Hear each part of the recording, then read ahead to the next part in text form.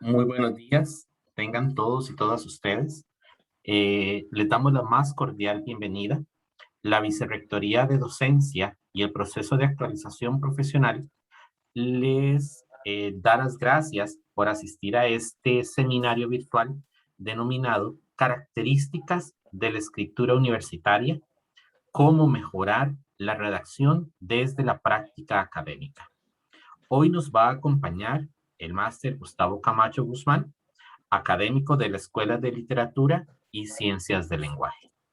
Sí, como para recordarles un momentito, necesitamos que para mejorar la conectividad, necesitamos que todos los micrófonos y todas las cámaras se encuentren apagadas. Cualquier consulta les pueden ir haciendo al chat y vamos a disponer al final de la sesión un proceso de respuesta de las consultas. Así que adelante, Gustavo, bienvenido y muchas gracias. Gracias, Oscar. Muy buenos días tengan ustedes. Vamos a conversar hoy sobre algunas prácticas que pueden ser útiles, algunas herramientas, ¿verdad? Que pueden ser eh, también igualmente útiles al momento de trabajar, ¿no? Con la expresión escrita en algún ámbito académico. Eh, yo soy un convencido de que, por ejemplo, la lectura y la escritura son dos tareas que son cosa, primero, de todos los días, y segundo, son cosa que corresponde a todas las carreras, ¿verdad? No es, digamos, extraño, por ejemplo, que por más concreta que sea una carrera, una formación, en algún momento haya que escribir algo, ¿verdad? Y en ocasiones, a veces, en ciertas carreras sucede que las prácticas de escritura van quedando como hacia los últimos niveles, ¿verdad? Van quedando, por ejemplo, hacia la licenciatura, hacia ya los últimos niveles del bachillerato, y es en ese momento en el que empiezan a surgir, ¿verdad? Ciertos inconvenientes por parte del estudiantado. Eh, entonces, pues bueno, parte de mis intenciones hoy, en esta mañana, es conversar un poco, ¿verdad? Sobre una cosa que un autor que se llama Daniel Casani, eh, que es un especialista en redacción, conoce como las prácticas letradas, ¿verdad? Y meditar un poco sobre, bueno, cuáles son las prácticas letradas nuestras dentro de las diferentes carreras, cada cual con su, digamos, cada carrera con su particularidad, y cómo podemos eh, llevar esto, ¿no? A, no digamos a las aulas, pero sí a la práctica con los estudiantes, ¿verdad? Entonces, por ahí caminará por lo menos la primera parte. La segunda parte que tengo preparada para hoy trae algunos lineamientos generales, ¿verdad? Sobre algunos tipos de texto que pueden ser útiles, algunas, algunas herramientas de las que podemos echar mano, ¿no? Al momento de trabajar con los jóvenes sobre la escritura, ¿verdad? Y al momento de trabajar sobre el hecho de que en algún momento de la carrera, ¿no? Se debiera presentar, por ejemplo, algún escrito, algún texto, mmm, algún resumen como parte de un curso o como parte de las tareas últimas de la carrera, ¿no? Por ejemplo, una tesis implica un desarrollo, implica un análisis, una pericia con la escritura que muchas veces la formación no da, ¿verdad? En la academia, lo que les venía comentando hace un momento, ¿verdad? Cada área de conocimiento tiene sus diferentes usos, ¿verdad? Podemos empezar como por ahí. Cada área de conocimiento registra, divulga su saber, ¿no? A través de la escritura. Esto nos hace entonces plantearnos una consecuencia concreta, ¿verdad? Si el conocimiento se registra a través de la escritura, La forma como se accede principalmente a él es a través de la lectura. No hay, digamos, otra forma. Entonces, ambas herramientas, eh, aunque tengamos mucha experiencia en ellas, porque las venimos practicando desde que nos enseñan a leer y escribir, son herramientas que tenemos que ir perfeccionando con el tiempo, ¿verdad? No es lo mismo, por ejemplo, leer un cuento que tal vez me guste mucho, un poema eh, que tal vez me pueda emocionar, que leer, por ejemplo, un artículo sobre la carrera, ¿verdad? O sobre un asunto propio de nuestra área de conocimiento. Entonces, a mí me parece fundamental que podamos conversar hoy sobre cuáles son esas prácticas escriturales, ¿verdad? Que desde las diferentes carreras universitarias se han privilegiado a lo largo del tiempo.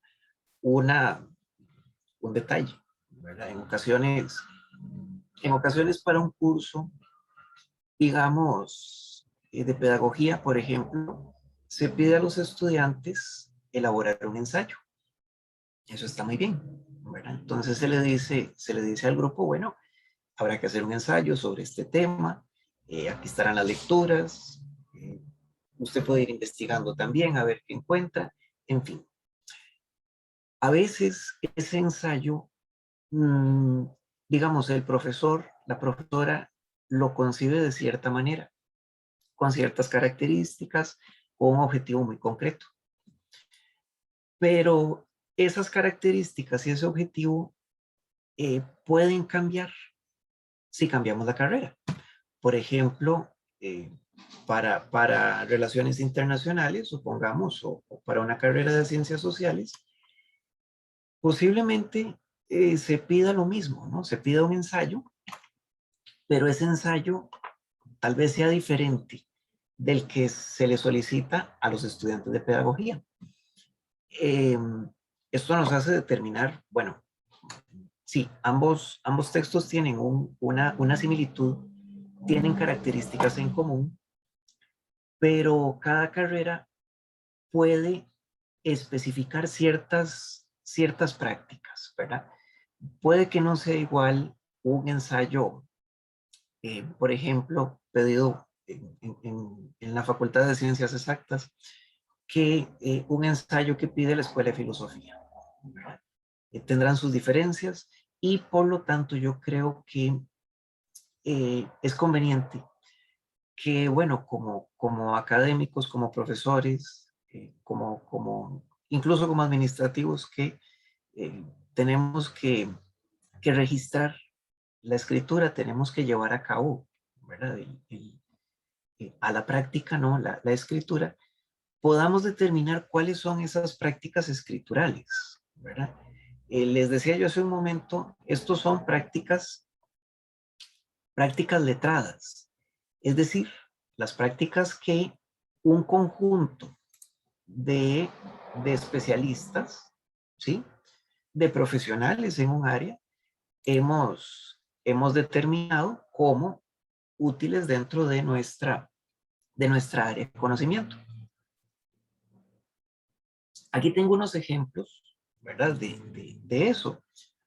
Estos son algunos ejemplos de las prácticas letradas que en la universidad acostumbramos pedir, ¿verdad? Sin embargo, no son los únicos. Por ejemplo, podemos pedir informes. En química he visto informes de laboratorio que son muy concretos, ¿verdad? Que tienen una estructura muy específica. Pero posiblemente eh, para otra escuela ese informe ya no sea útil, ya no sea eficaz o ya tenga una finalidad distinta, ¿verdad?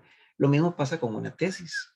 Una tesis, un artículo, un resultado de investigación, son documentos que me parece a mí pedimos en toda la universidad pero puede haber diferencias entre una tesis, digamos, que solicite la escuela veterinaria y una tesis que se solicita en sociología, ¿verdad? Por eso es importante, es bueno que podamos eh, interiorizar, ¿verdad? ¿Cuáles son las características de nuestros escritos? ¿Cuáles son las finalidades, incluso, ¿no? Las finalidades de nuestros escritos? ¿Cuáles son incluso las herramientas que deben dominar nuestros estudiantes como futuros especialistas en un área? Eh, yo creo que eso es fundamental, porque, por ejemplo, en sociología, o yo de nuevo otra vez al ejemplo de ciencias sociales, en sociología el futuro sociólogo, el estudiante de sociología, se le piden ciertos textos, ¿no? Por ejemplo, como parte del curso. Se le piden ciertas características en su escritura. Se le dice, bueno, este trabajo lo tiene que hacer de este modo, con estas características, etcétera, ¿no? Implícitamente, la formación lo que le está diciendo a ese estudiante es, bien, un futuro sociólogo se espera que redacte de este modo, se espera que haga un análisis de este tipo, ¿verdad? O se espera que haga análisis de diferentes tipos. Habrá documentos, por ejemplo, que serán ajenos completamente a una carrera. Por ejemplo, bueno, les voy a hablar un poco de la mía. He visto que en algunas revistas de la universidad es común pedir el preprint, ¿no? Podemos decirle la prepublicación. Sin embargo, en la Escuela de Literatura es un documento que nos es ajeno, en el sentido de que no lo acostumbramos a utilizar, ¿verdad? No es parte, eh, no es parte de lo que se acostumbra a escribir, lo que se acostumbra a enviar a la revista académica, en fin. Lo mismo pasa con los diferentes documentos. A veces a uno le preguntan, bueno, para hacer un ensayo, ¿qué tiene que haber? ¿Verdad? Se pueden dar, por supuesto, cómo no, algunas líneas generales, ¿verdad? Sin embargo, siempre hay que insistir en una cosa. Cada carrera le pone un poco de su propia característica. Eh, ya les digo, un ensayo no, digamos, un ensayo para la Escuela de Filosofía tal vez no sea igual, no tenga la misma finalidad, ni incluso las mismas partes que un ensayo para cualquier otra escuela. Supongamos, bueno, para la Escuela de Arte Escénico, ¿verdad? ¿Qué características tiene un ensayo para arte escénico? Bueno, algunas cuantas. No serán las mismas para las otras escuelas, ¿verdad? Cuando, cuando nos referimos a esto, entonces, a las prácticas letradas, ¿no? Al cómo se espera que redacte un estudiante en sociología, en química, en geografía, en pedagogía, etcétera, estamos recurriendo, sin que nos demos cuenta, a una tradición académica. Por ejemplo, podemos preguntarnos para nuestro fuero interno, ¿no? Para nosotros mismos, ¿cuáles son los usos, los modelos de escritura que la carrera, cualquiera que sea, ha utilizado por más tiempo, ¿verdad? Sin que nos demos cuenta, ahí estamos recurriendo a la regulación institucional. Es decir, ¿verdad? ¿Qué es lo que consideramos correcto, lo que consideramos deseable en una tesis, en un ensayo, en un artículo, para una carrera en específico, ¿verdad? En el segundo cuadro puse un ejemplo de química industrial, pero igual podemos poner cualquier otra carrera, ¿verdad? ¿Cómo se espera que sea un artículo, un ensayo, una tesis, un resumen? ¿Cómo se espera que sea un trabajo de curso? Muy general, ¿no? Porque ahí cada docente ya le pondrá las partes que prefiere, ¿no? Pero ¿cómo se espera que sea un documento escrito en una carrera? Una herramienta que yo creo que puede orientar a los estudiantes es darles un texto de ejemplo, ¿verdad? Porque eso ya como que da cierta estructura. Por ejemplo, cuando una vez lo puse en práctica y me fue bastante bien, una vez le dije a los estudiantes, bueno, vamos a hacer un trabajo escrito sobre este tema. Era un curso de literatura, entonces ellos se leían el texto, había que analizarlo. Y después les planteé, muy bien, este trabajo se tiene que hacer parecido a este otro que le presento aquí, ¿verdad? Por ejemplo, a este otro análisis. Este otro análisis que les presento va a ser una estructura. Nos va a servir como guía general, ¿verdad? No para que lo copie, porque para eso no. No para que lo copie, sino para que podamos ver cuáles son las partes que tiene este trabajo eh, que vamos a agarrar de modelo. ¿Cuáles son las partes que tiene?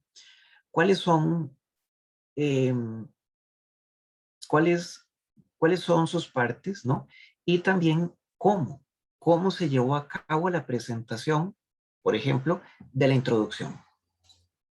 Eh, a veces lo que puede costar un poco, sobre todo en ciertas circunstancias, es empezar, ¿verdad?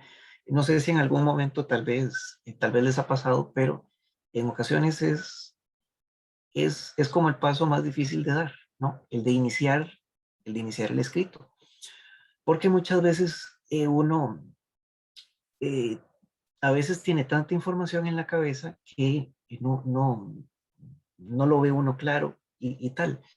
Para empezar puede ser útil entonces recurrir a eso, ¿verdad? Una estructura. Vamos a leer este documento, vamos a leer la introducción y vamos a ver cuáles son sus partes. ¿Qué es lo que este autor o esta autora está haciendo en esta introducción? ¿Cómo planteó su tema? Porque eso me puede servir más adelante para plantear el mío, ¿verdad? Para plantear mi propio escrito. Y por supuesto que eh, parte, parte de las características de la escritura académica tiene que ver con cómo se espera que redacte un profesional en tal carrera, ¿verdad? Y eso es no solo una estructura ya preestablecida, no solo la regulación institucional que nos dice, ok, el, el, una tesis en esta escuela debe cumplir con ciertos estándares, sino que también tiene que ver con lo que nuestra comunidad académica considera correcto.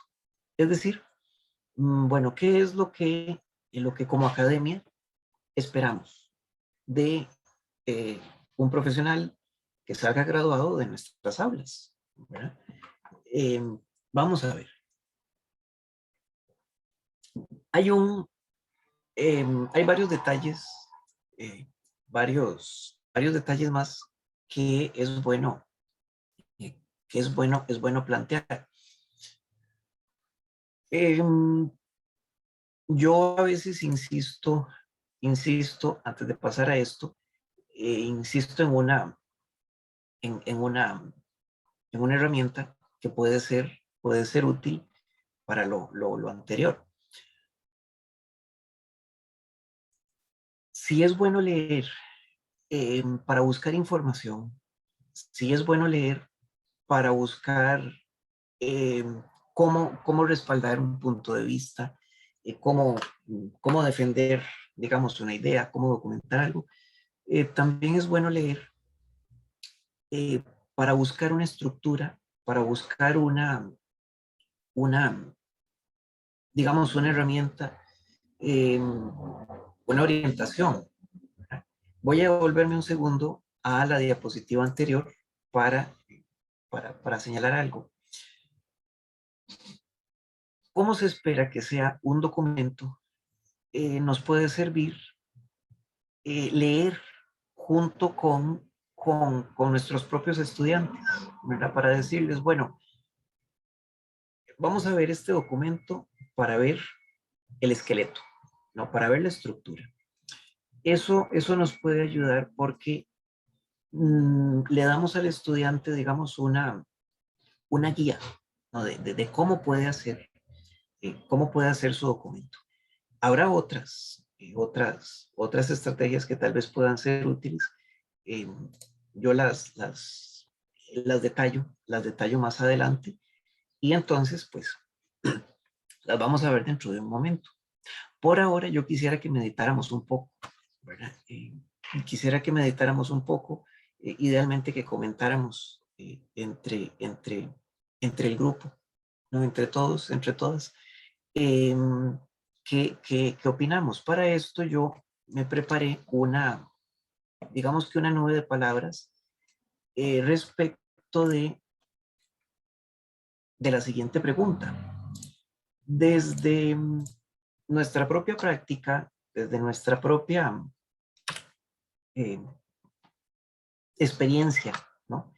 Como docentes, como administrativos, incluso como estudiantes en algún momento, ¿cuáles son las prácticas letradas que hemos privilegiado a lo largo del tiempo?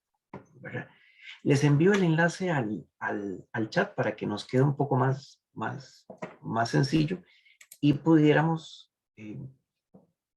presentar más adelante esa nube de palabras.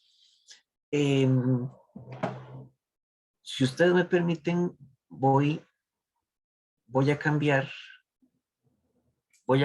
un momento la pantalla para, para presentar, para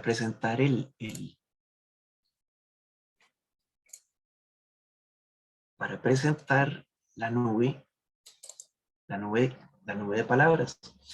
Esta es una parte esta es una parte de lo que como estudiantes, como profesores, hemos tenido que hacer en algún momento. Claro, reportes de investigación, revisiones bibliográficas, ensayos, tesis, informes, artículos. Puede aparecer incluso otro tipo de documentos. Por ejemplo, yo recuerdo que hacíamos reportes de lectura. Hay un detalle muy interesante aquí. La palabra más común es tesis, ¿verdad? Es la tesis. Claro, es el documento que nos presenta un producto de investigación. Eh, eso es afín a toda la universidad. Sin embargo, las tesis pueden tener ciertas diferencias cuando las trasladamos de carrera, ¿verdad? Vamos a ver, con completa libertad, yo quisiera que pudiéramos comentar un poco sobre esto, ¿verdad? Entonces, no sé si eh, alguien de ustedes quisiera comentar algo sobre esto.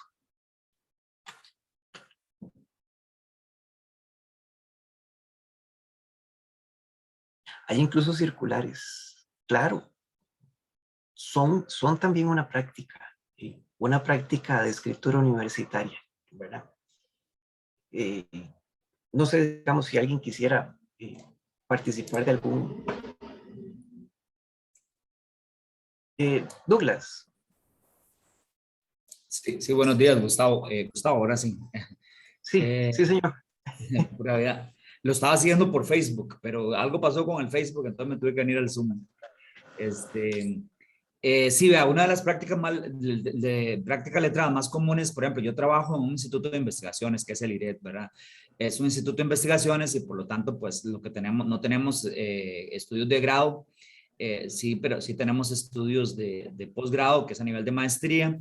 Y bueno, como usted dice claramente, una de las prácticas son las tesis ya, o los TFGs, ya sea modalidad profesional o la tesis como tal. Pero dentro de las tesis, Gustavo, también ahora el CEPUNA nos permite hacerlo por medio de artículos. O sea, que la tesis se puede escribir en 2 artículos y a mí me parece que esa es una práctica muy buena porque muchos y muchos sabemos que cuando nosotros allá por hace 200 siglos que yo estudié, aquella tesis que tenía que ser, ¿verdad? Uf, Dios mío, era increíble y que al final, ¿verdad? Uno gastaba un montón de tiempo y demás.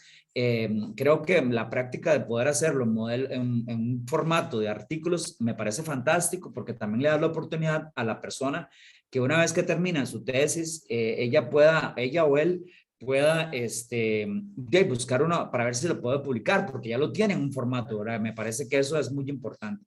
Entonces, por ahí va la cosa, especialmente mi experiencia en esto. Los estudiantes que hacen sus informes de práctica profesional, por ejemplo, a nivel de bachillerato, tratar de que no se conviertan aquellos en documentos grandísimos, sino que la gente pueda leerlo, ¿verdad? Porque si no, entonces no lo vamos a leer, y menos en estos tiempos, ¿verdad? Que nos llegue información por todos lados. Entonces, por ahí creo que era lo que yo quería compartir. Claro, claro. Resulta ser que el artículo incluso plantea un ejercicio muy interesante porque la tesis es un documento que hay que desarrollar y analizar, ¿verdad? Pero el artículo necesita digamos, una cierta habilidad en la síntesis, ¿verdad? En el resumen, en el plantear lo esencial. Eh, bueno, Adriana nos envía también unos cuantos documentos más, ¿verdad? Claro, las resoluciones, los acuerdos, oficios, memorandos, actas, circulares, aunque no forman parte, digamos, de lo que le pedimos a un estudiante, sí forman parte de la tradición, digamos, universitaria, ¿verdad? De la documentación universitaria que se debe también manejar, claro. Y yo creo que también puede ser útil entrenar un poco en su lectura, ¿verdad? Porque, por supuesto que los estudiantes también tienen que eh, recibir, ¿verdad? Oficios, documentos, correos, etcétera. Y es, este, es bueno que uno también pueda estar, eh, pues, preparado para poderlos leer. Yo tengo una pregunta también que enviaron al chat y es el Policy Brief. No lo conocía, es nuevo para mí, entonces yo hoy aprendo un poquito. Vamos a ver, voy a cambiar otra vez la pantalla em, para continuar con, el, ¿verdad? Con la presentación. Este ejercicio nos puede ser muy, muy útil para darnos cuenta de una cosa. No, en la universidad no tenemos un solo tipo de documento, ¿verdad? No trabajamos un solo tipo de documento, sino que trabajamos, digamos, un universo de documentos, ¿verdad? Eh, que, por ejemplo, nos hace estar preparados ¿verdad? O tener la preparación para no solo para poderlos leer y entenderlos y trabajar con ellos, sino también a veces para hacerlos, ¿verdad? Vamos a ver, todo este universo de documentos, de usos, de prácticas, de, de tipos, de escritos, nos hacen miembros de una comunidad discursiva. ¿Qué quiere decir esto? Bueno, esto quiere decir que somos integrantes de una comunidad que utiliza ciertos tipos de discurso, ¿verdad? Que utiliza el discurso con ciertas intenciones, con ciertos objetivos y también de cierta forma, ¿no? Por ejemplo, una tesis y un informe son dos documentos diferentes, con objetivos completamente diferentes, pero de repente ambos forman parte de nuestra cotidianidad, ¿verdad? Ser miembro de una comunidad discursiva implica conocer y también dominar las prácticas letradas de nuestra comunidad, ¿verdad? En este caso, las prácticas letradas de nuestra universidad, de la academia, ¿no? Implica conocer, por supuesto, que terminología técnica, específica, especializada, a veces muy específica, implica conocer mecanismos de producción del conocimiento, ¿no? Le decimos a un estudiante, bueno, tiene que entregarme una síntesis para hoy en 8, y en ocasiones, bueno, Dios lo acompañe y verá usted cómo hace, ¿verdad? Creo que es también conveniente dar una guía, ¿no? Por lo menos unos lineamientos generales de qué se espera en esa síntesis, ¿verdad? Eh, Esos son mecanismos de producción del conocimiento y también los usos y los tipos de textos, ¿no? Un artículo, por ejemplo, como decía el compañero, un artículo, ¿qué característica debe tener? En general, bueno, además de las generales, que tiene que ser concreto, tiene que atenerse a cierta estructura, cierta metodología y tal. También tiene un objetivo, ¿verdad? ¿Cuál es el objetivo de un artículo? Divulgar el conocimiento, hacerlo público, ¿verdad? Por algo se publica. Hacer público el conocimiento. Hay otra parte de esto que lo más seguro tratemos más adelante, ¿verdad? Que es, bien, cómo transmitir una idea, ¿verdad? Cómo hacerla asequible. Respecto de esto de la comunidad discursiva, hay una característica que es fundamental, y es que existe un momento de adquisición, ¿no? De esas prácticas, de esas habilidades. Y por lo tanto, existe un periodo en el cual, bueno, cualquiera de nosotros como estudiantes que fuimos en algún momento, tuvimos que aprender, ¿verdad? Cómo era que se esperaba que hiciéramos cierto documento. Por ejemplo, para un trabajo de curso. Tenemos, pues entonces, me parece importante tomar conciencia sobre eso otro también, ¿no? Sobre el hecho de que un grupo de estudiantes debe adquirir, ¿verdad? Esos usos, esas prácticas discursivas, esas prácticas letradas que dentro de una carrera les queremos inculcar o queremos que dominen. Eh, lo mismo pasa con el documento administrativo, ¿verdad? El documento administrativo, igual que el académico, tiene cierta estructura, ¿verdad? No se puede hacer, no se puede hacer como se quiera, sino que tiene cierto orden, ciertos usos, eh, ya usuales a lo largo del tiempo, usuales con la práctica. Y por supuesto, también el documento administrativo eh, cuenta con digamos, un periodo para podérselo adquirir, para poder adquirir esa estructura, pues existe un momento de adquisición de esas habilidades y prácticas. En el caso de un grupo de estudiantes me parece muy útil y me parece muy práctico que les podamos proporcionar una guía general, ¿verdad?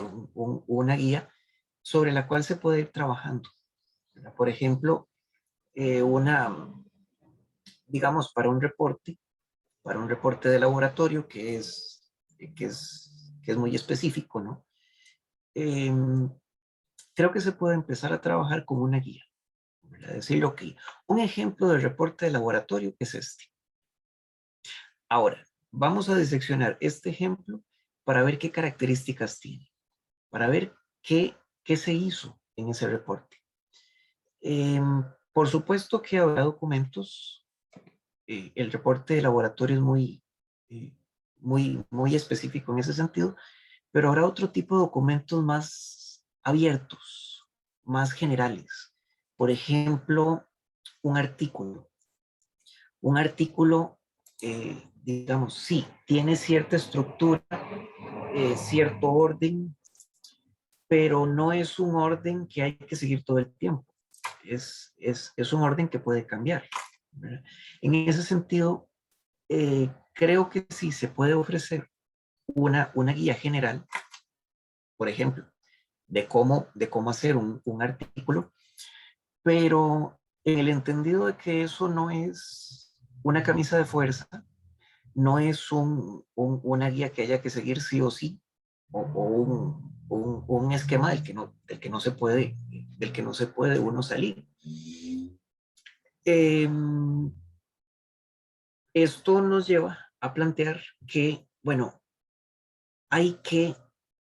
primero, hay que saber cómo desempeñarse con el discurso nuestro, el de nuestra carrera, el de nuestros documentos, lo que usualmente hacemos, etcétera. Y también es bueno saber eh, cómo, cómo lograr que nuestros estudiantes se puedan desempeñar, ¿no?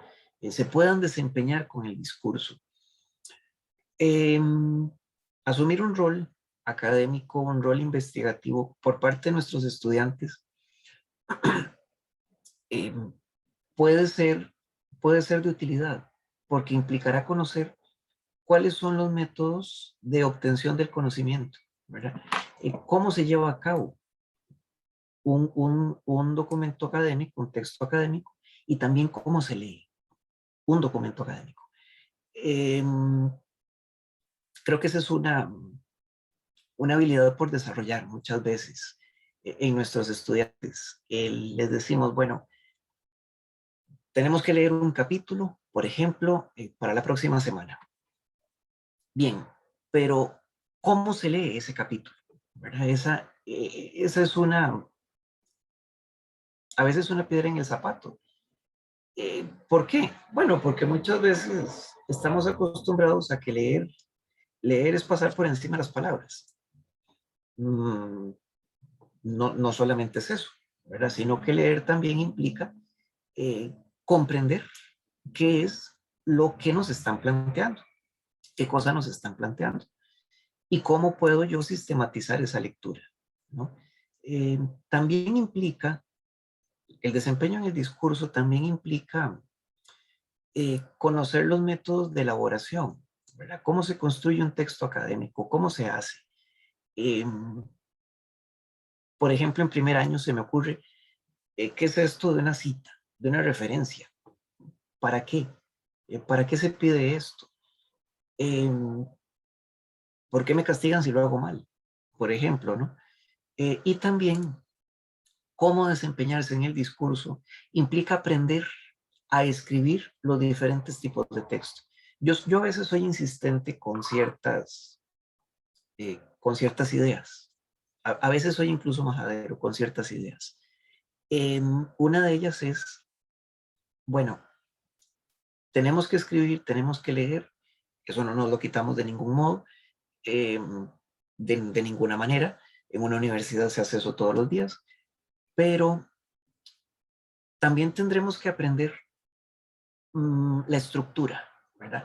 ¿Cómo? ¿Cómo se lleva a cabo un documento como el profesor me lo está pidiendo, por ejemplo. Una cosa, digamos, que yo he a veces puesto en práctica es eso, ¿verdad? Les he dicho, bueno, hagamos un trabajo de cierto tipo, pero vamos a leer antes el que hizo la profesora tal, ¿verdad? Vamos a ver esa estructura. No lo vamos a copiar, el tema será distinto, pero vamos a ver cómo se acomodaron las cosas. Si nuestros estudiantes leen los documentos, no solo para buscar información, que eso es lo primero que uno busca, ¿verdad? Pero si leen no solo para buscar información, sino para ver cómo se hizo ese documento, qué partes tiene, cómo se acomodaron las cosas, eh, es posible que se pueda mejorar, ¿verdad? Se pueda mejorar esa práctica. Existen, digamos, varias características en las que nos podemos fijar. Ahora, esto es una lista, por supuesto, provisional. Es una base sobre la que podemos continuar, podremos trabajar. Eh, Nos podremos fijar también en otros aspectos. Pero me parece fundamental que cuando hablamos de la estructura del documento, de qué documento le vamos a pedir, por ejemplo, a un grupo, voy a inventar un poco, de introducción a la lingüística, de introducción a la historia, supongamos, ¿qué características podemos ver en ese documento? ¿Verdad? Podremos leer para dar cierta estructura pensando en esto, ¿no? Primero, ¿qué documento es? ¿Verdad? Si lo que queremos es un informe, ok. ¿Qué tipo de documento es? ¿Verdad? ¿Qué se quiere en un informe? ¿Cuál es su objetivo? Y otra cosa fundamental, ¿para qué escribimos informes? ¿No? ¿Por qué en química se escriben informes de laboratorio? Eh, ¿Para qué, para qué podemos utilizar después un informe de laboratorio? Bueno, claro, ahora toda una explicación. Es que se está dando cuenta de un proceso experimental que se puede replicar y que puede dar pie a a otro proceso experimental. Segundo, ¿cuál es su estructura? ¿Qué partes tiene? ¿Qué características tiene? ¿Qué se espera que haya al inicio? ¿Qué se espera que haya al medio? ¿Qué se espera que haya al final? ¿Verdad? En ocasiones hay dos partes que tienden a plantear dificultades, ¿no? La introducción y la conclusión. La introducción, porque en ocasiones no se sabe hacia dónde caminar, por dónde empezar, cómo plantear el tema. Y la conclusión, porque a veces da la impresión de que tenemos que repetir lo que ya está en el desarrollo, ¿verdad? Eh, a veces no, sino a veces no tenemos idea clara de cómo concluir un documento. Nuestros estudiantes, por supuesto que pueden verse en esa misma situación, ¿verdad? ¿Cómo empiezo el trabajo que me dejó la profesora tal para de mucho? Bueno, no sé. No, a veces le dicen a uno, no tengo idea, no sé por dónde empezar. Lo mismo pasa con la conclusión, ¿verdad? Bueno, después de hacer este trabajo, ¿qué podemos concluir? ¿Qué podemos dejar en claro? ¿A dónde llegamos? Después de ese análisis que puede ser brillante. Y también podemos revisar qué tipo de lenguaje es adecuado. Sobre todo, Porque en ocasiones puede darnos la impresión de que nuestros estudiantes, cuando los leemos, parece como que si nos estuvieran hablando, ¿verdad? Parece como si los estuviéramos delante y nos estuvieran explicando el tema. ¿Qué tipo de lenguaje es adecuado? ¿Verdad? ¿Qué tipo de idea es útil, por ejemplo, en una conclusión? ¿Y qué tipo de idea también no es conveniente en una conclusión o en una introducción, en un desarrollo? ¿Verdad? ¿Cómo se presenta el documento? ¿Y cuándo se escribe? ¿No? En cuanto al contenido, esto es útil para efectos de la lectura de documentos, ¿no? Para la lectura de documentos podremos plantear varias cosas. Por ejemplo, ¿qué se comunica? ¿Qué se quiere decir? Un artículo sobre las medidas económicas adoptadas por el gobierno en los últimos 10 años, ¿verdad? Comunica algo. La pregunta, ¿qué se quiere comunicar? Esto nos puede servir para resumir un documento, ¿verdad? A veces en ciertas carreras se usa, ¿no? En ciertas carreras se le dice al estudiante, ok, después de hacer la lectura, bien, ¿qué sacaste en claro? ¿Verdad? ¿Qué me puedes explicar? ¿Qué me puedes decir? Incluso podríamos plantear el qué se quiere demostrar, ¿verdad? Esto nos puede servir también para la citación, para trabajar con las citas en los documentos y para plantearle a los grupos que, bueno, esto de las referencias, las citas, el parafraseo, etcétera, pues no sucede porque sí, y no sucede porque la universidad se le ocurre, ¿verdad? Sino que sucede para documentar una idea, documentar un proceso, respaldar un hecho, respaldar una afirmación, eh, comprobar que efectivamente X fenómeno sucede de cierta forma, ¿verdad? Por eso citar a los autores, a las autoras, los libros, las tesis, los artículos, dentro de una carrera, no es solo para demostrar que se ha leído, ¿verdad? Esa es una parte, sino también eh, para documentar que efectivamente lo que se está firmando en un trabajo es de cierta forma. O sea, ha comprobado que sucede de cierta manera. Las dos últimas, bueno, en realidad las tres últimas. ¿Qué planificación sigue el texto? Cuando leemos y buscamos el contenido de los textos, podemos plantear eso, ¿verdad? ¿Qué planificación sigue un autor cuando hace su artículo? ¿Qué planificación sigue una profesora cuando desarrolla un documento para efectos pedagógicos, para efectos de su propio curso? ¿Qué planificación sigue un profesor cuando tiene que desarrollar un tema, cualquiera que este sea, para que sus estudiantes lo lean, lo utilicen en el curso y puedan documentar en la de menos un proceso, ¿verdad? ¿Para qué escribir? ¿Para qué leer? Bueno, yo creo que esto es una pregunta a veces de perogrullo, ¿no? Como decimos, pero eh, puede ser útil, ¿no? ¿Para qué? ¿Para qué escribimos? ¿Para qué leemos? Bueno, para documentar un proceso, ¿no? Para dar fe de que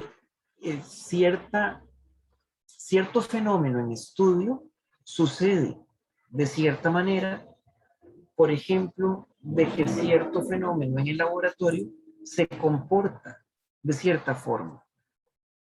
Y por supuesto, para que el día de mañana quienes vengan después de nosotros puedan enriquecer esa información que hemos encontrado, que puedan enriquecer ese hallazgo que de repente hice yo en una tesis, en un artículo, incluso en un trabajo de curso. En cuanto al contenido, también se puede leer buscando esto último, ¿verdad? Cómo se tratan las fuentes que hay en ese documento, cualquiera que sea, y cómo esa información respalda lo que se afirma en ese documento. Esto hará que planteemos el uso y la utilidad de la cita dentro del documento escrito. A veces los estudiantes se atormentan un poco respecto de la cita, ¿no? A veces no hay claridad de para qué funciona, para qué sirve. ¿Por qué el profesor tal me está pidiendo que cite yo 2, 3 o mínimo 5 fuentes distintas? Bueno, yo creo que conviene insistir un poco en eso, ¿no? En que, bueno, el conocimiento nunca parte desde cero, ¿verdad? Nunca parte desde cero, y el conocimiento académico nunca se inventa porque sí, ¿verdad? Sino que forma parte de una tradición o incluye lo que también ya hemos descubierto dentro de una carrera, ¿verdad?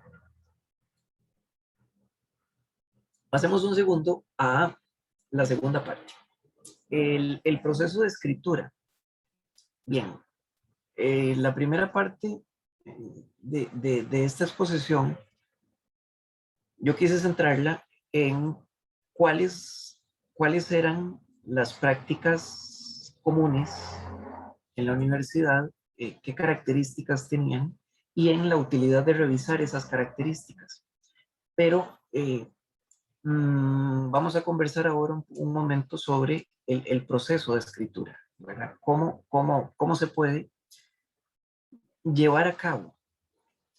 Claro, esto será una recomendación, una forma entre otras muchas, ¿verdad? Una manera de llevarlo a cabo. Sin embargo, no es lo mismo, o sea, no tiene que aplicar siempre en todas las situaciones, ¿verdad? Un asunto muy general. Un especialista, Casani, un especialista en redacción, plantea que existen como dos grandes tipos de prosa, ¿verdad? Sin embargo, su división no es categórica porque no se las encuentra como en su estado puro, ¿verdad? Casani plantea que existe un tipo de escritura, un tipo de prosa que él llama prosa de escritor. Esto sería un tipo de escrito que se lleva a cabo muy a grandes rasgos como para uno mismo, ¿verdad? Es la expresión escrita de alguien para sí mismo. Y por supuesto que esta prosa de escritor, como es una escritura para mí, para que yo la lea, para que yo me guíe, entonces manifiesta un pensamiento, por supuesto, tiene una función muy concreta. La función muy concreta de la prosa de escritor es que yo pueda plantear mi escrito o mis ideas para mí. ¿Para qué funciona la prosa de escritor? Bueno, una finalidad que yo le he detectado es que sirve para organizar el pensamiento. Sirve para organizar qué es lo que yo voy a plantear, por ejemplo, en un documento. A mí me parece fundamental que podamos inculcar esto en ciertos momentos, sobre todo en la planificación de un texto.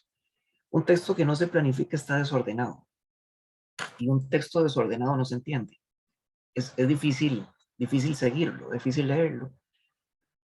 Puede ser conveniente que eh, insistamos un poco en la necesidad de organizar de previo qué vamos a explicar en un texto, cualquiera que este sea, en cualquier área de estudios, qué vamos a decir en un trabajo, por ejemplo, de curso, que te pidieron para hoy en 15, por ejemplo, ¿no?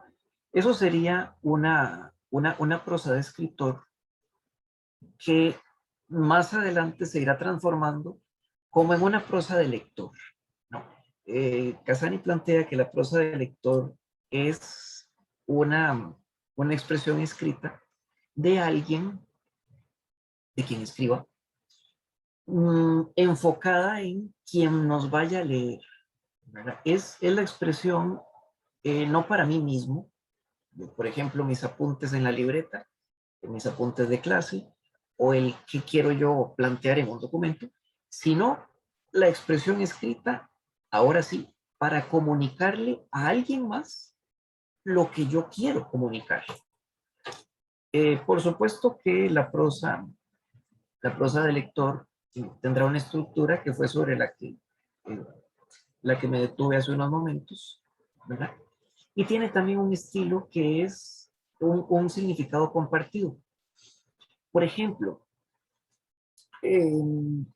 para un curso, un ensayo, una tesis, una, ¿qué les cuento? Un reporte de investigación es eh, escrito principalmente para que lo lea un profesor, ¿no? Para que lo lea la profesora. Ese es una característica fundamental. Si este documento, supongamos un ensayo, si un ensayo no está ordenado, no está organizado, está pensado como para que yo lo lea solo yo, entonces no nos vamos a comunicar adecuadamente, eficazmente, ¿no? En resumen, ¿cómo plantear esto? Bueno, a veces no conviene decir, bueno, esto es prosa de este tipo, esto es prosa de esto otro, sino que a veces conviene plantear la necesidad de manejar ambos tipos de escritura. Si yo quiero escribir algo, tengo que planificarlo. Por lo tanto, tengo que utilizarlo primero, ¿verdad? Escribo para mí. ¿Qué es lo que yo quiero plantear? ¿Qué es lo que yo quiero explicar en un documento? Por ejemplo, en una minuta, ¿verdad? ¿Qué tiene que ir en esa minuta? Bueno, yo soy uno que por formación todavía trabajo con el papel, ¿verdad? Todavía trabajo con el papel. Entonces, eh, por ejemplo, tengo que entregar un informe de algún curso, de alguna cosa, y ese informe yo primero, eh, por lo menos, lo planifico, no lo planeo en el papel, ¿verdad? Entonces, tengo una libreta que es la que me sirve para todo eso, y esa tiene esquemas de todo tipo, ¿no? Y rayas de todo tipo. Yo creo que es bueno que no que sigamos ese mismo método, sino que insistamos en la conveniencia de buscar una herramienta que nos ayude a planificar el escrito y que me ayude a organizarme, a organizar mi pensamiento. Si yo quiero, por ejemplo, que mi profesor, mi profesora me entienda, bueno, esto no puede estar escrito como a mí se me ocurra. Por eso el proceso de escritura lleva al menos estas tres grandes partes, ¿no? Eh, plantear el escrito. ¿Qué es lo que yo quiero explicar? ¿Qué es lo que yo quiero plantear qué es lo que yo quiero demostrar en mi texto, ¿verdad? Ese es el primer paso. La organización de las ideas. La organización del pensamiento. Yo, digamos, planteo que si una cabeza, cuando escribe, si una cabeza está ordenada, sabe qué es lo que tiene que explicar, el documento necesariamente va a estar ordenado, va a estar organizado. Entonces, el primer punto, lo siguiente, planificar el escrito. Segundo, una vez que ya he planificado el escrito, ya sé qué es lo que yo quiero plantear, ya sé qué es lo que me gustaría explicar, etcétera, vamos a elaborar, no la versión final, no, porque algunos estudiantes creen que pues con escribir ya está, ¿no? Con escribir la primera versión ya lo tengo. No, vamos a elaborar borradores. ¿Por qué borradores en vez de un solo documento entregable y listo? ¿Por qué borradores? Porque uno comete errores, y los cometemos todos, uno comete errores sin darse cuenta. Cuando yo estoy redactando, la mayoría de las veces presto atención al qué estoy explicando, a por dónde voy, qué fue lo que ya expliqué, qué cosa es lo que tengo que explicar, ¿verdad? No me fijo en cómo, ¿verdad? No me fijo en si ya repetí una palabra o ya repetí el por otra parte 3 veces, o ya repetí el sin embargo 5 veces. Por eso el trabajo implica borradores para que se los pueda revisar, ¿verdad? Y el otro gran proceso es ese, la revisión. Yo con él soy insistente, incluso majadero, ¿no? Yo soy insistente con la revisión, la relectura y la reescritura del documento. A mí me parece muy conveniente que antes de entregar un documento, cualquiera que sea, podamos revisarlo. ¿Para qué? Bueno, para mejorarlo, ¿verdad? Para mejorarlo, para detectar cuáles son los errores que yo puedo ver a partir, no ya de la lectura en caliente, digamos, que es la lectura que yo voy haciendo conforme voy escribiendo, sino a partir de la lectura ya cuando tengo el documento listo. Para eso, en el caso estudiantil, habrá que insistir en una cosa. No se puede empezar un trabajo la noche antes de entregarlo. Esto es imposible. Bueno, es indeseable, ¿no? Es indeseable porque uno puede detectar lugares que mejorar. Uno puede detectar partes del texto que uno quisiera tal vez explicar de otro modo. Hay errores que pueden detectarse a veces con una lectura, ¿verdad? Con una lectura detenida, por lo menos una lectura del documento. Cuantas más veces se revise un documento antes de entregarlo, se lo puede mejorar más, ¿verdad? Ahora, habrá que tener cuidado en hasta dónde esa revisión exhaustiva me hace mejorar y hasta dónde ya empieza a ser una cosa que me hace decir, este texto habrá que corregirlo e hipercorregirlo, ¿verdad? Yo creo que la hipercorrección, la corrección excesiva, también es un riesgo que hay que evitar. También es un extremo, porque ya después nos haría detenernos demasiado en la revisión y nos haría a veces cometer ciertos deslices que no debiéramos, ¿verdad? Es importante, eso sí, revisar el documento para que vaya bien, ¿verdad? Incluso en los trabajos en grupo yo recomiendo a veces una revisión cruzada, ¿no?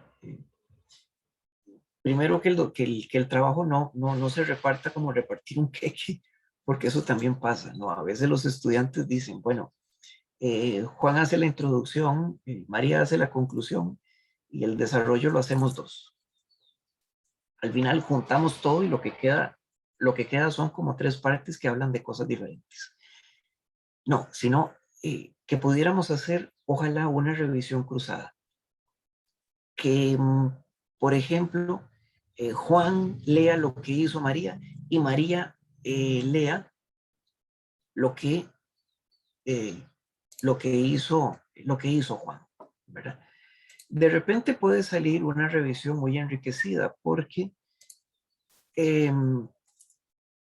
por ejemplo, le podemos preguntar al compañero o la compañera con la que estemos trabajando sobre cierto pasaje del trabajo que puede plantear duda. A veces me pasaba, ¿no?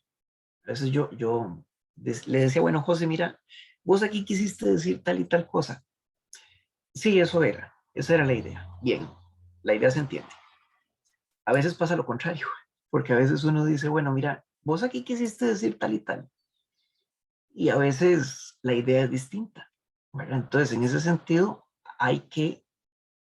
ese sería un pasaje del trabajo que hay que intervenir, ¿verdad? Porque si queremos decir A y terminamos diciendo B, hay algo ahí. Hola, ¿sí puedo participar? Adelante, Ana Yuri. Gracias. Es que no puedo activar la cámara, tengo un problemilla desde ayer, de ahí disculpen. Yo quiero compartir muy rápidamente, decirles que eso que usted está diciendo de la revisión me súper encanta y a mí me ha dado mucho resultado. Cuando elaboro los programas de los cursos, yo busco estudiantes de otras carreras que conozco y que me leen. Yo sé que siempre están, profe, le hago ciertas preguntas, aunque yo no sea en esas carreras, me tienen esa confianza. Entonces, yo les mando los programas y le digo, hazme el favor y me lees ese programa y me dices si comprendes, si entiendes lo que yo estoy transfiriendo, lo que estoy pidiendo que se haga. Y el estudiante me dice, profe, me encantó, o esta parte, profe, lo que hay que hacer es esto. O sea, le sentí la duda y entonces le digo, ¿y por qué tienes esa duda? Cuéntame. Y el estudiante me dice, y eso me permite inmediatamente enriquecerlo, o sea, llegar más hasta donde yo quiero que el estudiante. Y para mí, y lo digo con toda propiedad y humildad, yo siento que ese es uno de los éxitos de mis programas. A los estudiantes les fascinan mis programas, pero es porque también los someto a revisión. A todo eso hago. Entonces, cuando llegan de ellos, ya van bastante claros, ¿verdad? Encontramos detallitos, pero ya pasó esa etapa de aprobación, pero por otros estudiantes. Es interesante. Es utilísimo, porque si uno, por ejemplo, les voy a hablar de mi propia práctica con la escritura. Cuando yo me leo a mí, nunca dejo el documento tal cual. Siempre le cambio algo. Siempre le cambio algo. Y por supuesto que con otros documentos también sucede, ¿no? Claro, el programa de curso necesita una claridad meridiana, ¿verdad? Entonces, es bueno pasar por esa revisión. Aquí les planteo una propuesta muy general, muy amplia, ¿no? Porque cada carrera, pues, especifica un poco más, un poco menos, tiene ciertos objetivos diferentes, pero les especifico una propuesta, ¿verdad? De cómo poder desarrollar un poco ese trabajo, ¿verdad? Lo primero, un orden de ideas, la planificación, ¿verdad? Con la planificación se puede plantear un conjunto de preguntas que nos pueden guiar, ¿verdad? Por ejemplo, ¿qué se quiere explicar? ¿Qué quiero decir? ¿Cuál es la idea que vamos a plantear? Sin embargo, esto no puede ser nunca un cuestionario, ¿verdad? No puede ser una camisa de fuerza, ¿verdad? Incluso habrá personas que, por ejemplo, con un esquema no lo logran, por ejemplo, pero con una lista de ideas sí, ¿verdad? Yo soy uno, por ejemplo, que escribir con un esquema, por ejemplo, esto que está aquí en la pantalla, en la imagen, a mí me enreda un poco, ¿verdad? Entonces, yo prefiero las listas de ideas. Tengo que decir A, B, C, D, luego voy desarrollando la lista y ahí voy. Podemos proponer al estudiante, bueno, hagamos el ejercicio de encontrar la técnica que nos sea más adecuada para mí, ¿no? La técnica que me sirva más, ¿verdad? Posibles textos para esta primera parte, antes de darle la palabra a la compañera Sonia, posibles textos que nos puedan funcionar en esta parte, por ejemplo estos, ¿verdad? Los esquemas, mapas mentales, lluvias de ideas, cualquier documento, cualquier texto que nos sirva para decir, ok, mi plan, mi trabajo en este documento es decir esto, plantear esto. No andar por aquí y por allá como un juego pólvora, ¿no? Sino ir llevando un orden. Cualquier texto que responda al qué es lo que podemos decir, explicar sobre un tema.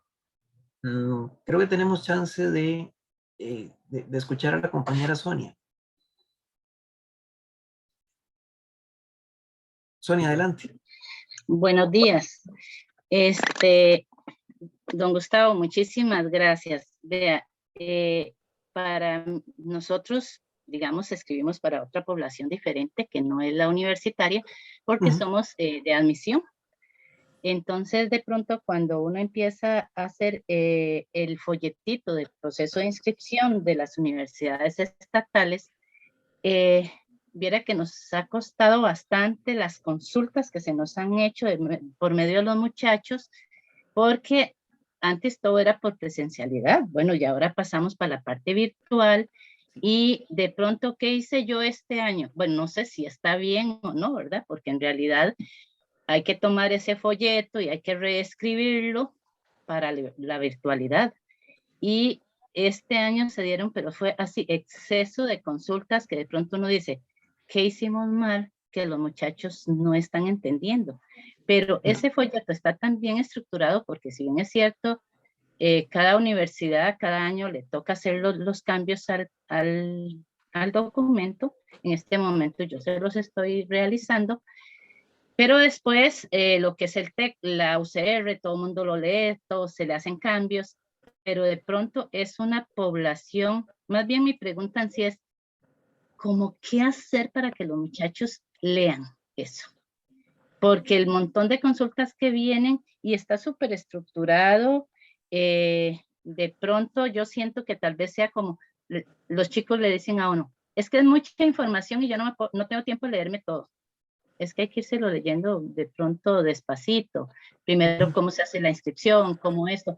Pero de pronto yo siento, o sea, yo escribí todas las consultas, me di a la tarea de lo que los muchachos preguntaban y de pronto es como desde el momento en que ellos empiecen a leer, que encuentren algo. Bueno, yo se lo estoy haciendo los cambios en este momento, Gustavo, pero es cómo lograr que ese muchacho le interese leer ese folleto, porque es la población que está en el colegio o los que ya salieron de colegio, no es la población que desde aquí el profesor le puede ayudar o tal, y máxime que ahora es virtual. Entonces antes un orientador de colegio le podía ayudar o les daba toda la información, el chico no lee, el profesor le explica todo y la información es más plena. Entonces, ¿qué es lo que está ocurriendo? Que muchachos que no hicieron inscripción, que no pagaron, que cuando ya estamos en los exámenes nos dicen, es que yo no sabía, toda la información está ahí, pero para mí es una gran preocupación porque es una cuestión institucional.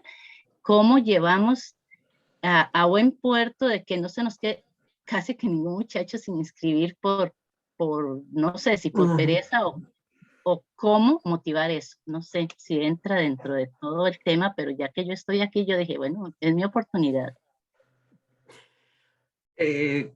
Doña Sonia, yo quisiera tener una respuesta concreta al cómo leer, al cómo hacer para que lean.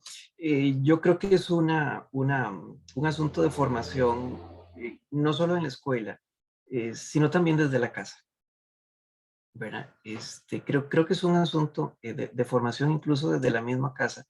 El desarrollo de ciertos hábitos de lectura, ¿verdad? Entonces, como le digo, yo quisiera tener la respuesta al cómo hacer, ¿verdad?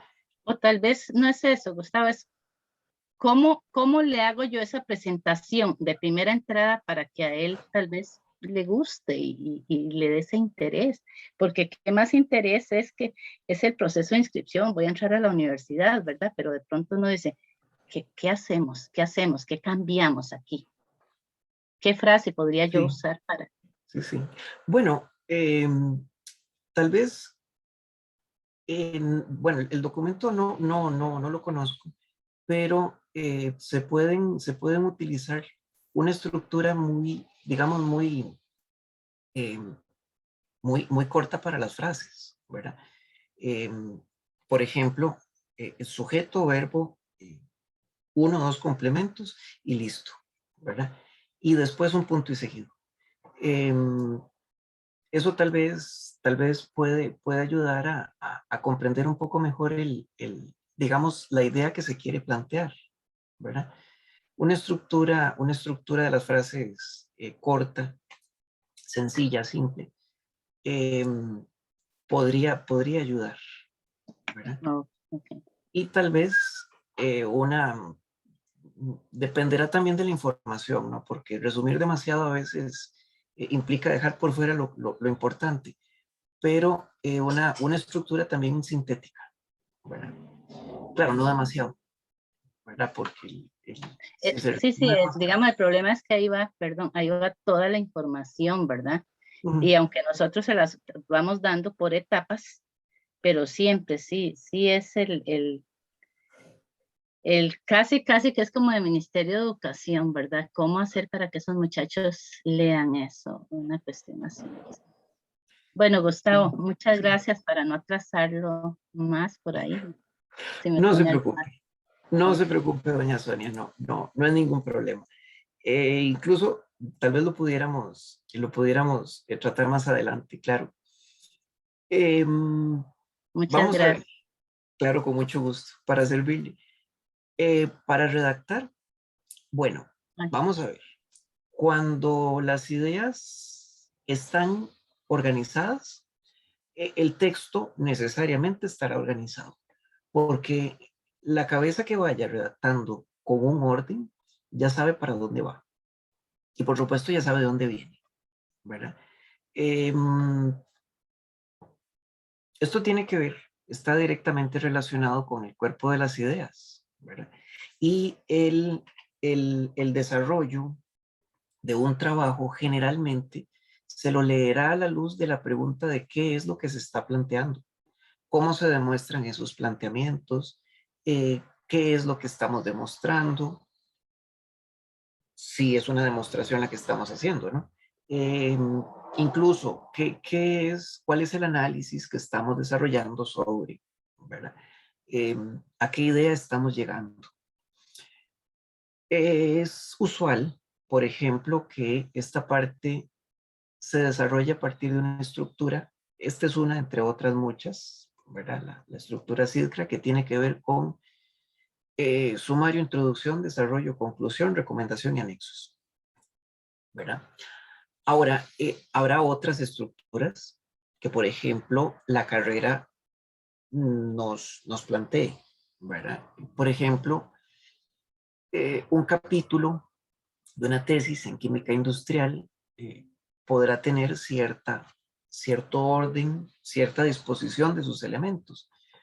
Por eso es bueno y recomendable revisar cuáles son los textos que se han producido en una carrera, ¿verdad? o cuáles son los textos que necesitamos producir, qué ocupamos de mostrar ahí, ¿verdad? En ellos.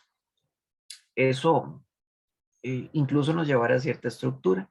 Puede ser útil para el caso de los estudiantes revisar otros documentos parecidos al que tienen que redactar, no para que lo copien, sino para que se den una idea de cómo se pueden hacer las cosas.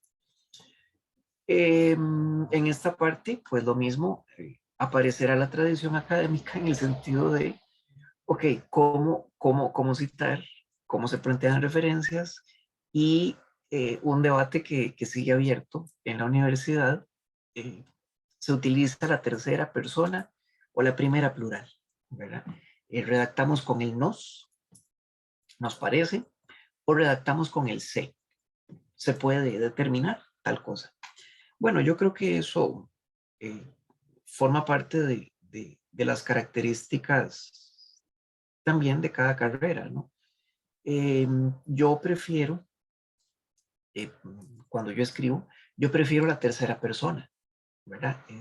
Sin embargo, eso no obsta para que otros documentos se escriban con primera, con el nos, ¿verdad? Con el nosotros. Eso tiene que ver también con la tradición académica, ¿verdad? Que hemos utilizado a lo largo del tiempo.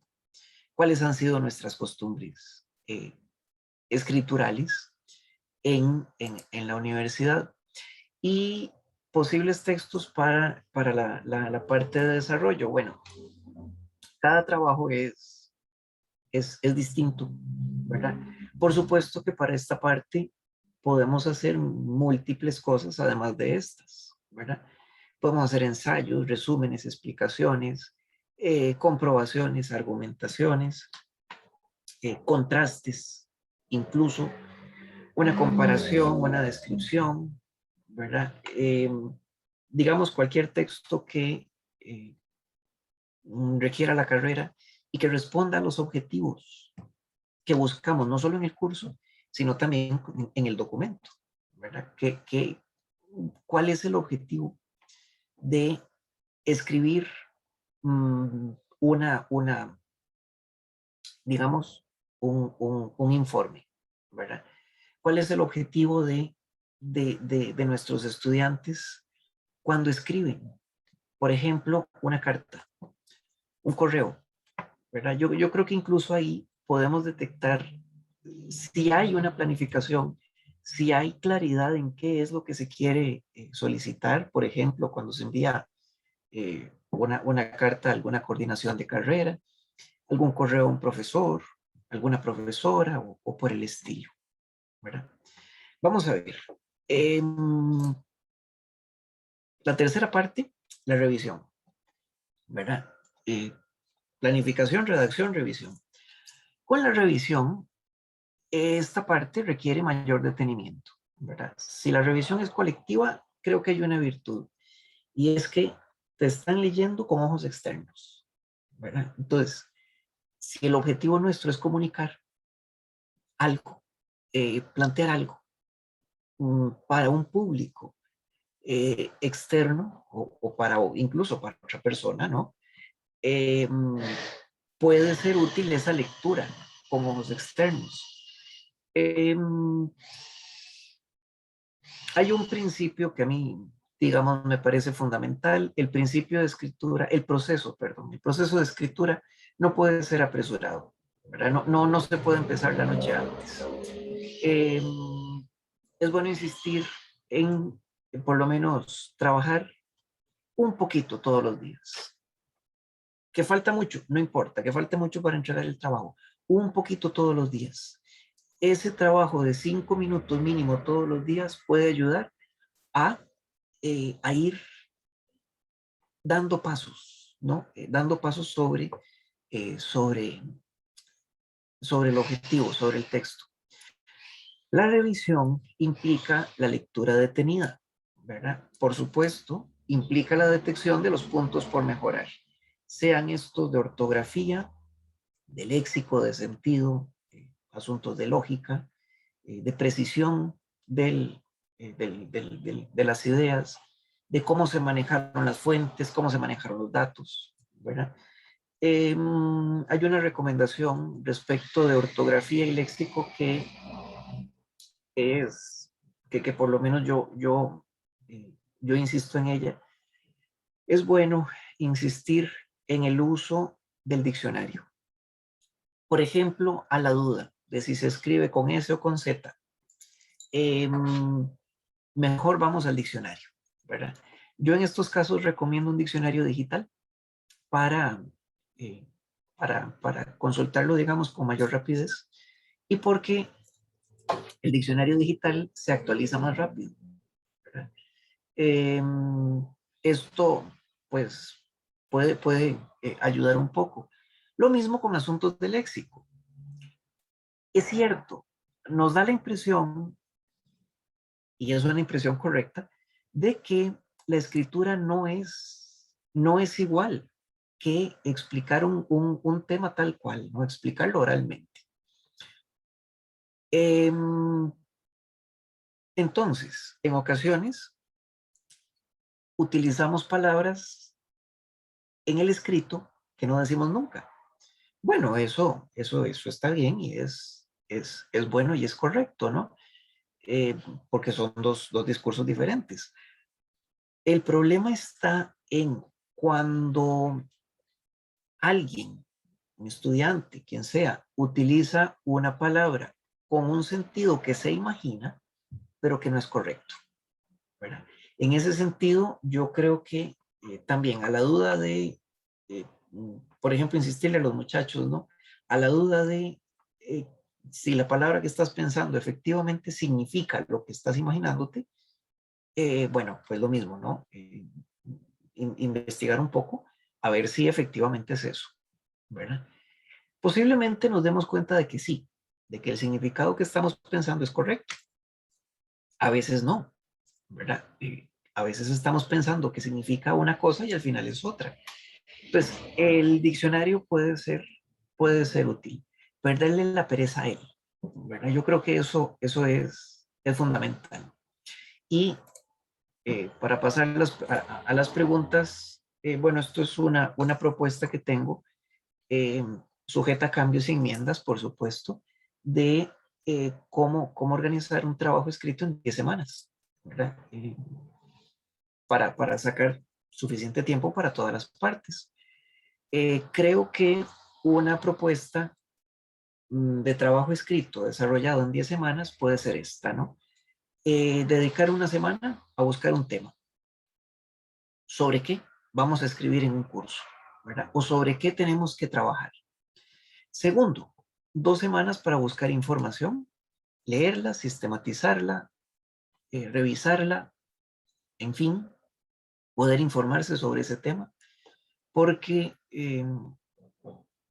no es fácil escribir sobre un tema sobre el que no tenemos información, sobre el que no se ha leído.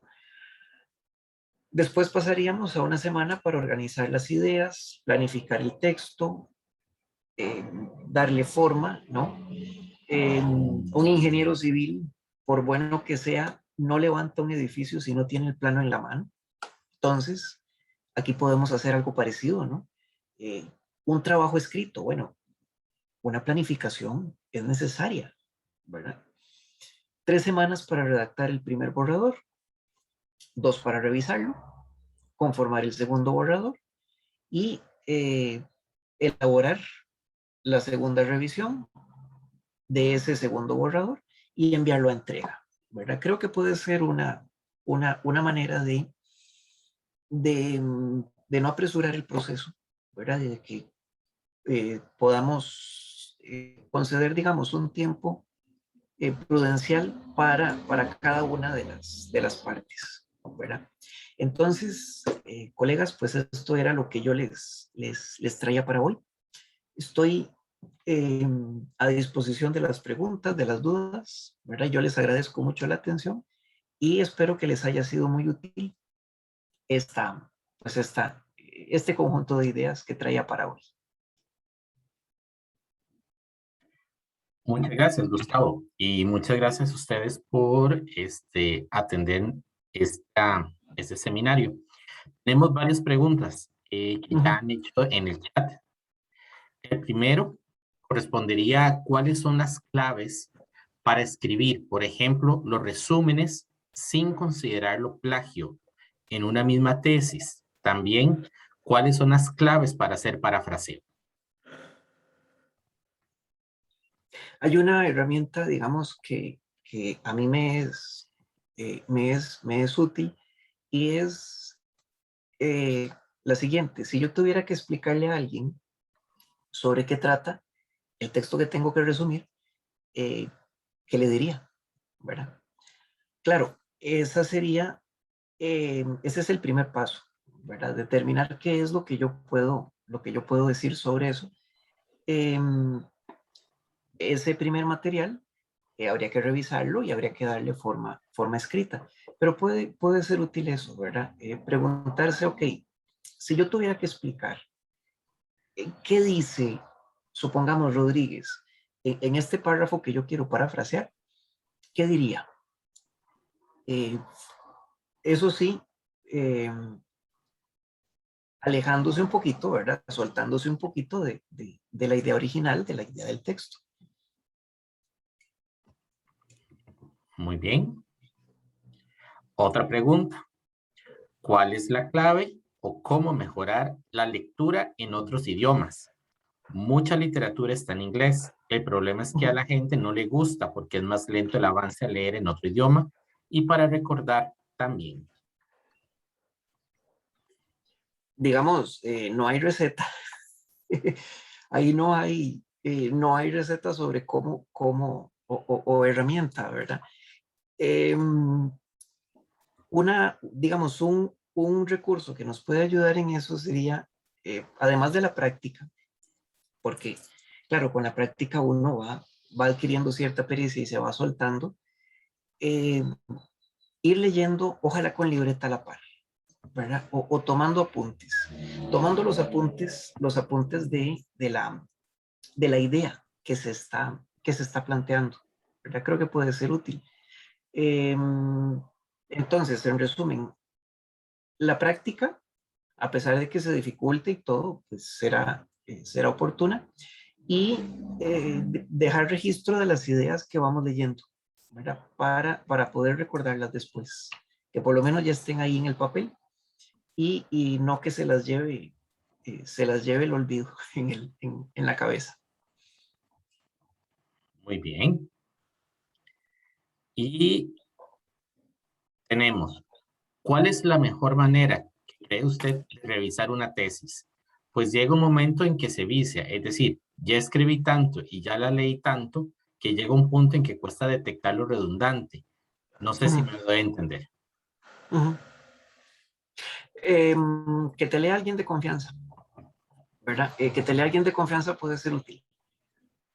Es cierto, en una tesis pasa, uno vuelve y retorna 2, 3, 5 veces sobre lo mismo. Puede ser, digamos, útil que encontremos a alguien de confianza que nos haga la lectura. Otra posibilidad es dejar reposar el texto unos días, ¿verdad? Desentenderse de él unos cuantos días y después releerlo. Es posible que ya luego de que demos ese periodo ahí, ¿verdad? Podamos leerlo de una manera un poco más, digamos, más fría, aunque no es el término, pero lo podremos leer de una forma más externa, por así decirlo. Muy bien, muchas gracias. ¿Para qué son los informes técnicos? ¿Qué recomienda? Para lo que son informes técnicos, perdón. Para lo que son informes técnicos, ¿qué recomienda? No sabría qué recomendarle, pero bueno, digamos, para la escritura de informes técnicos, yo lo que recomendaría es seguir una estructura propia de la carrera a la que pertenezca el informe, ¿no? La carrera en la cual se esté desarrollando ese informe técnico. Esa sería la primera parte. Poder tener, digamos, una guía general. La segunda parte respecto de la redacción es poder plantear o poder trabajar a partir de la pregunta de, ok, ¿de qué cosa es que tenemos que dar cuenta en este informe? ¿Verdad? ¿De qué tenemos que dar cuenta en este informe? Si es de un proceso, por ejemplo, si es de un fenómeno, un comportamiento de algún, pienso tal vez en química, el resultado de un experimento, etcétera. Entonces, dos cosas, ¿verdad? Una estructura y segundo, el trabajar a partir de la pregunta de qué tenemos que dar cuenta en este informe, en este documento. Muy bien. Ya no tenemos más lectura, más preguntas en el chat. No sé si alguna persona asistente desea hacer alguna pregunta directa a Gustavo.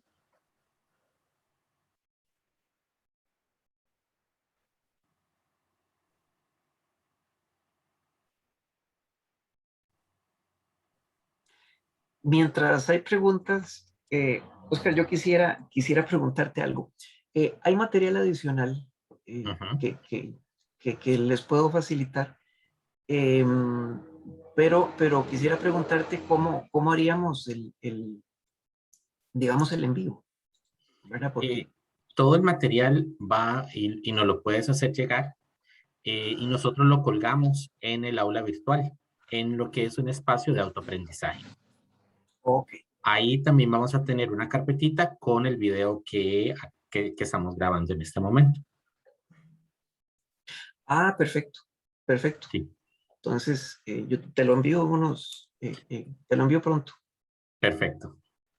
Muy bien, si no tenemos más preguntas, pues les agradecemos. Gustavo, muchísimas gracias por compartir con nosotros en este espacio de mucho aprendizaje, de mucha reflexión y sobre todo de herramientas que son importantes y de considerar nosotros como docentes, ¿verdad? A la hora de solicitar algún tipo de trabajo escrito, inclusive nosotros mismos a la hora de escribir artículos científicos, entre otros documentos de importancia.